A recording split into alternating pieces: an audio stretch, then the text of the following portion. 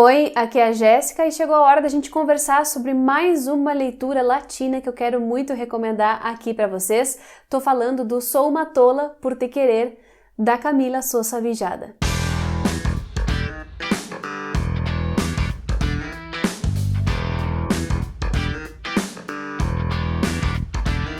Essa foi a nossa leitura de julho de 2023 no Clube Leia Latinos, que é o meu clube de assinatura recorrente lá pelo Catarse, onde a gente lê e discute um livro por mês, um livro latino-americano em geral, de diversos países, todos eles lidos em português e discutidos em português, obviamente. Então, esse é o meu clube mais antigo, é um clube que já tem 3 anos de existência, eu convido vocês a conhecerem, é um dos primeiros links que eu deixo aqui embaixo na caixa de descrição do vídeo e vocês podem acessar o site do Catarse e ver como podem participar, porque existem várias maneiras, existem várias recompensas diferentes para cada um de vocês e eu tô falando tudo isso porque esse tipo de vídeo aqui é sempre um oferecimento do Leia Latinos, já que eu vou comentar com vocês essa leitura a partir daquilo que a gente comentou no encontro, a partir daquilo que surgiu no encontro. É um oferecimento do clube e eu fico muito feliz por estar aqui mais um mês fazendo essa resenha e trazendo esse conteúdo latino de alta qualidade para quem me acompanha por aqui.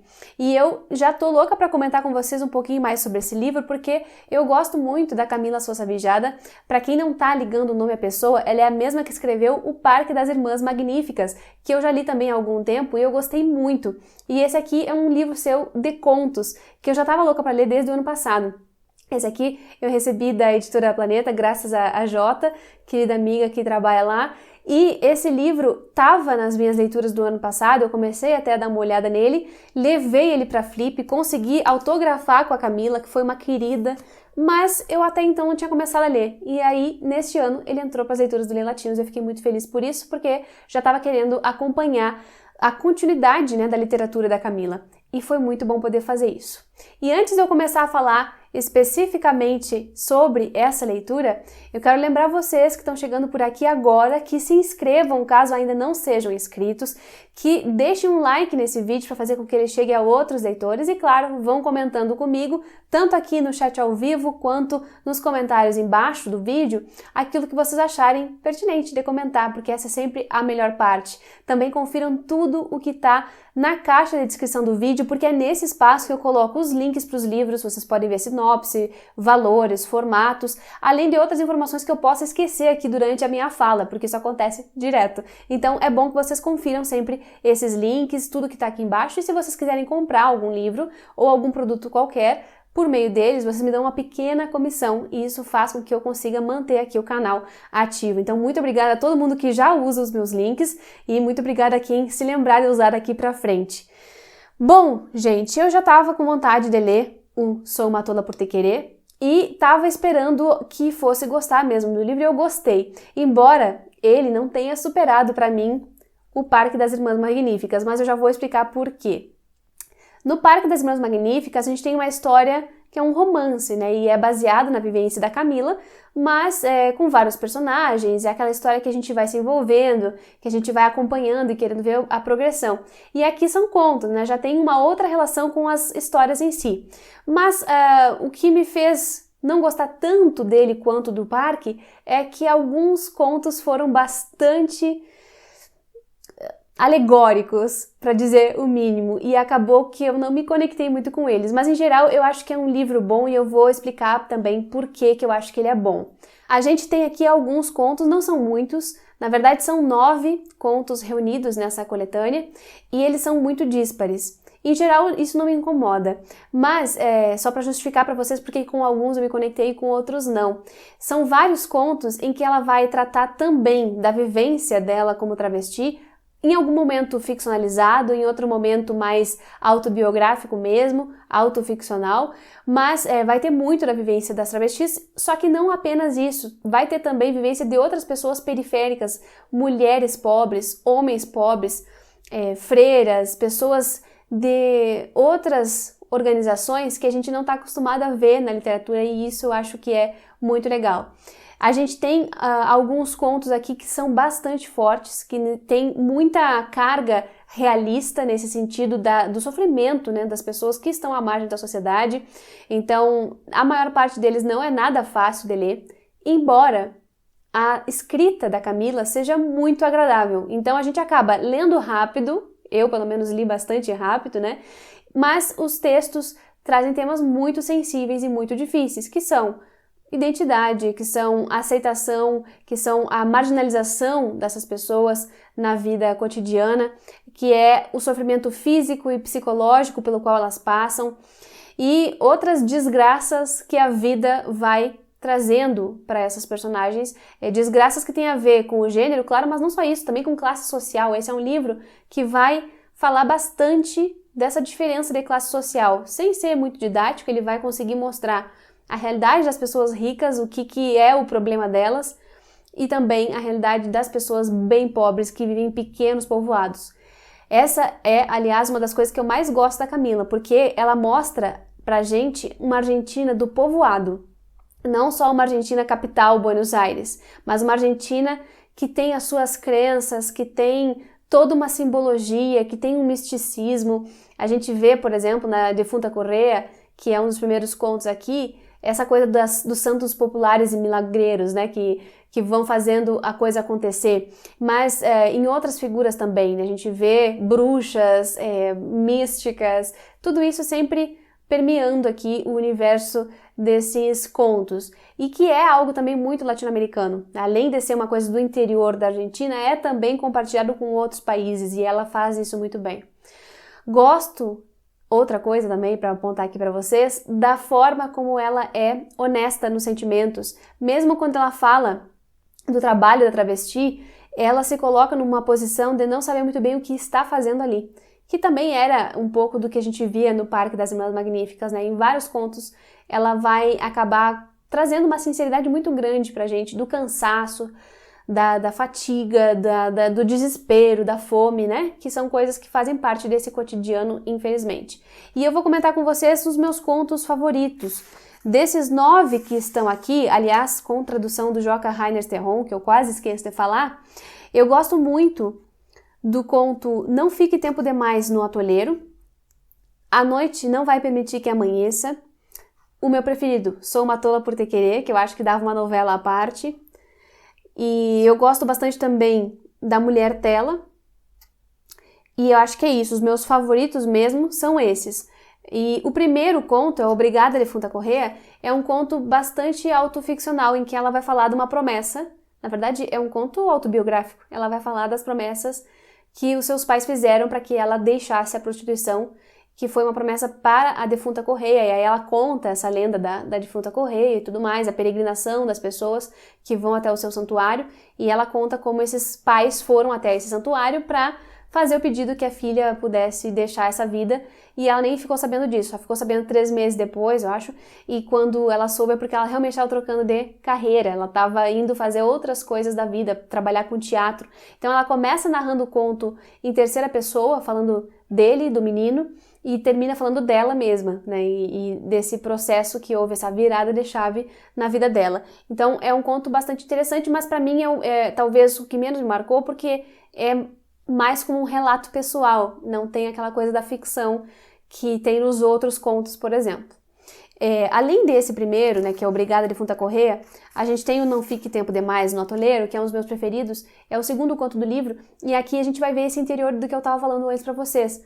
Ele vai falar de um menino que vive meio que a solta ali com a sua irmã, porque o pai trabalha e é meio ausente, a mãe dele foi embora, porque estava cansada daquela vida de interior, aquela vida difícil, estava cansada daquela realidade violenta, questões de violência doméstica, por exemplo, e violência simbólica também, e em algum momento essa mãe vai embora, e esses filhos vão ter que se criar com aquele pai que também é bem violento, que também tem uma criação bem rústica e não tem outra palavra ele violenta, porque ele vê que o menino tem traços mais sensíveis e não quer que se crie uma bicha. Então ele vai tentar domar esse guri. E ao mesmo tempo ele é um pai presente, é um pai que tá ali, que participa, e esse menino tem uma irmã mais velha um pouco que acaba assumindo o papel da casa, e eles ficam nesse atoleiro aí, literalmente, porque o lugar em que eles moram é perto de um barranco, perto de um rio, e não tem muita diversão, e esse menino tem 7 anos e ele tá, tipo, ainda muito novinho, cheio de responsabilidades, E tem toda uma história com cachorro, né? A gente já fica meio assim quando vê um cachorro em texto ficcional, mas a gente vê o quanto ele se agarra a isso, né? Para ir sobrevivendo, apesar daquela brutalidade que o cerca. É um conto que eu gostei bastante mesmo de ler e por isso ele ficou como um dos favoritos. Também A Noite Não Vai Permitir que Amanheça é a história de um programa que a personagem faz e que ela precisa aceitar aquele trabalho porque tá chegando o fim do mês e ela não consegue dar conta da demanda dos pagamentos e tudo, e ela acaba tendo que ir para esse programa, apesar de ser muito perigoso. Ela não sabe onde é que ela vai ir, ela entra num carro com 4 homens e vai para um condomínio fechado, enfim, tem todo um clima de tensão que o conto vai entregando e que acaba deixando a gente bem nervosa durante a leitura, mas tudo termina com uma receita, ela fazendo uma comidinha lá para receber as amigas. O conto dá uma virada assim muito estranha, mas que termina como, bom, deu tudo errado, foi muito ruim, mas estou aqui fazendo comida para as minhas amigas e às vezes é só isso que importa. Então é um conto bem interessante também. Outro que eu gostei muito é o Sou uma Tola por Te Querer. Esse é o conto mais longo do livro, e ele é longo mesmo, tipo 60 páginas, daria uma novela sozinho. Esse conto é o que dá título ao livro, e é o que eu mais gosto, porque eu acho que aqui ela consegue, enfim, escrever de uma maneira muito livre. E livre, o que eu quero dizer com livre ela consegue fazer a ficção, sair um pouco da realidade e fazer essa literatura que eu sei que ela é capaz de fazer e que eu queria ter visto nos outros contos também. Mas aqui a gente vê uma história fictícia em que dois dos personagens são personagens famosos que existiram no mundo real, a Billie Holiday e o Louis Armstrong. E eu achei sensacional que ela tenha feito isso, que ela tenha ficcionalizado a vida dos dois, e ela vai de alguma maneira entrelaçar isso com a vida de algumas travestis e mulheres solteiras e mulheres prostitutas e outras pessoas que estão aí à margem da sociedade nos Estados Unidos. Então ela muda também de cenário, gostei que ela sai um pouco dessa coisa daqui e que vai falar de uma outra realidade, dessas mulheres, dessas pessoas, de homens gays e que acabam indo para uma cidade grande, para os Estados Unidos, saindo do México para ir para lá, para tentar a vida, e aí ficam fazendo bicos como cabeleireiro e tudo mais, e de repente a sorte dá uma olhada para eles conseguem uma amizade legal, como é o caso dessa amizade que surge aqui entre eles e a Billie Holiday. A gente vai para a noite da cidade também, a gente vai para o Brooklyn, por exemplo, e é muito bom. Esse cenário todo que ela criou aqui é um dos contos mais fortes, se não o mais forte, eu acho que sim. Eu gosto desse conto porque ele vai mostrar não só a vivência dessas pessoas marginalizadas que a gente já espera encontrar nos textos da Camila, como as travestis, as mulheres trans, os gays, enfim, mas também essa questão da violência com pessoas famosas que a gente imagina ou idealiza a vida, né? E aqui a Billie Holiday vai aparecer cumprindo esse papel. É muito massa a maneira como ela faz isso. O conto tem todo um apelo musical também que eu acho sensacional. Ela sugere, inclusive, no início do conto que a gente escute um álbum da Billie para entrar no clima, e eu acho que faz todo sentido, então foi um dos que mais me marcou de verdade. E o outro que eu gosto muito é o conto A Mulher Tela, porque nesse conto a gente vê uma outra coisa, não tem a ver com mulheres trans, não tem a ver com travesti, não tem a ver com essa parte das mulheres, mas tem a ver com homens gays. E aqui a gente vai ver uma personagem que trabalhava como namorada de aluguel nos anos 90 para todos os amigos e conhecidos dela que ainda não tinham saído do armário e precisavam de uma mulher para desfilar aí pelos eventos familiares e tudo mais. E ela vai falando dessa parte toda até chegar no momento em que esse serviço fica obsoleto porque as pessoas já estão saindo do armário.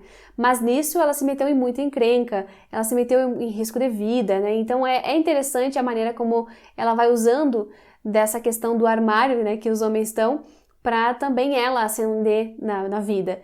E ela consegue, de certa maneira. É uma mulher tela, é uma mulher que é para exibição e que acaba se aproveitando disso para conseguir alguma coisa melhor na vida, e ela vai, assim, sobrevivendo bem. Eu gosto desses contos de uma maneira geral, e tem os últimos contos que eu acabei não gostando tanto, porque são contos que para mim ficaram muito, muito, muito simbólicos. Demasiado simbólicos, no sentido de que poderia ser uma boa distopia, mas não foi, né? Então, por exemplo, tem um conto que é como é que é o nome dele? Deixa eu ver aqui pra não falar bobagem.